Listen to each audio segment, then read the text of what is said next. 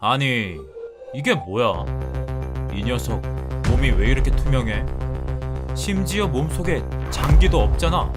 설마 정말로 플라스틱으로 만들어진 물고기일까? 궁금하다면 딱 집중!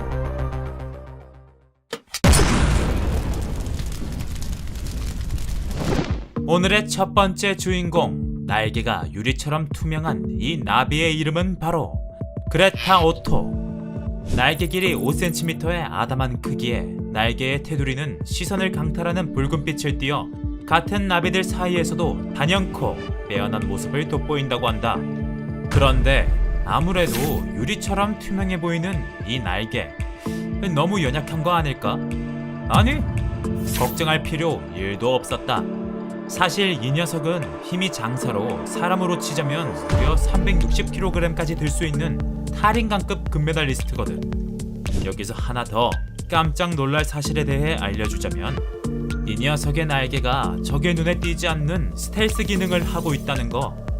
날개의 투명한 부분에 나노필러라고 하는 밀랍 구조가 복잡하게 층을 이루고 있는데, 이 나노 크기의 기둥들이 빛을 반사하는 특성을 갖고 있어 날개를 투명하게 만들어준단다. 덕분에 포식자인 새들의 눈을 요리조리 잘 도피할 수 있다고. 이거 완전 무식하게 힘만 센 줄 알았더니 알고 보니 지능캐였네. 그런데 날개가 투명한 건 약과고, 여기가 투명한 개구리가 있어 쇼크를 주고 있다는데. 여기는 정글이 무성한 에콰도르. 비가 오니 깨골깨골 개구리들이 울기 시작하는데, 아니, 그 중에서 유난히 눈에 띄는 개구리 한 마리가 있네. 바로 오늘의 두 번째 주인공, 유리 개구리. 유리 개구리는 다른 개구리들과 다르게 배 부분이 투명한 자연산 시스루 개구리란다. 하필 투명한 부분이 배라서 뱃속에서 일어나는 일을 자세하게 라이브로 관람할 수 있다는데, 작고 붉은 심장이 두근두근 뛰는 모양새나 꾸룩꾸룩 하면서 소화기관이 일하는 모습, 또 심지어 암컷의 경우에는 뱃속에 꽉 찬 초록색깔 알까지 전부 다 남김없이 공개해서 보여주거든. 그런데 여기 한 가지 더 신기한 사실이 남았으니, 바로 이 녀석들이 알을 돌보는 방법이다. 보통 암컷이 알도 낳고 보살피고 두 가지 일을 담당하잖아. 그런데 이 녀석들 암컷이 알을 낳으면 다름 아니라 수컷이 알을 돌본다는 사실. 그런데 단순히 돌보는 게 아니란다. 처음부터 수컷은 등판에 알처럼 생긴 무늬를 갖고 태어나 알 옆에서 위장까지 가능하다고. 그래서 적들이 다가오면 바로 사커킥을 날려 응징할 수 있다고 하니, 함부로 덤벼들었다간 강냉이 순식간에 다 날리고 틀니 맞추러 갈 수도 있을 듯. 자, 세 번째 주인공. 너무 투명한 나머지 누군가 버린 쓰레기로 착각당하기도 한다는 살파 마조레가 되시겠다. 투명한 몸통을 가져 한눈에 지나가는 사람들 이목 집중시키는 이 녀석. 이렇게 투명해진 이유를 알아봤더니, 바닷속에서 잘 보이지 않는다는 점을 이용해 포식자의 눈을 피하기 위해서라고 한다. 겉으로 보기에는 입도 달려서 꼭 물고기처럼 보이지. 하지만 알고 보니 더 큰 대반전을 숨기고 있다는데, 얘 보기와 다르게 물고기가 아니라네. 사실 살파마조레는 플랑크톤에 속한다는 사실. 즉, 이 녀석은 눈에 보일 만큼 거대한 플랑크톤이라는 거. 그런데 더 놀라운 사실 하나 더. 이 녀석들 플랑크톤인 주제에 주식이 바로 식물성 플랑크톤이라네. 아니 뭐야, 이렇게 만들어지다 만 것처럼 허술하게 생겨서는 사실 동족을 잡아먹었던 거야? 진정한 바닷속 두 얼굴의 사나이였구만. 그런데 다음으로 만나볼 물고기 역시 온몸이 투명하기로 유명하다는데, 자, 여기 인터넷을 뜨겁게 달구었던 짤이 하나 있다. 이 짤로 왜 논란이 벌어졌냐고. 누군가는 이 짤이 주작이라고 했고 누군가는 아니라고 했거든. 그래서 미국의 한 유튜버가 이 사진의 진실을 찾기 위해 노력했고, 그 결과 이 물고기는 쥐돔이라고 불리는 물고기라는 게 밝혀졌다네.